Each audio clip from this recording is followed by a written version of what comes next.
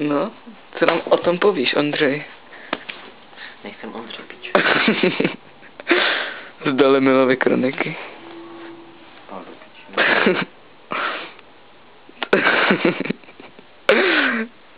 Máš rozbitou nabíječku. Trápný pokus. Možně trápný pokus, no. No jasný. Ještě nevypiju. Co? Vytáhne zásuvky. Já jsem nic nevytáhla. Ty vole, ty fakt čureš, není možný. Já ani nevím, kde je zásuvka. Dělej, ale táhni to zapojit, no. Tak jo, jen se neboj, jen se uklidni, jo.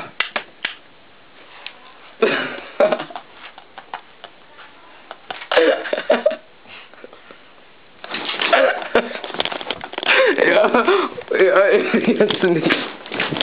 Ty vole, můj baťoch, ty čutku. Ty vole, mě fakt sereš,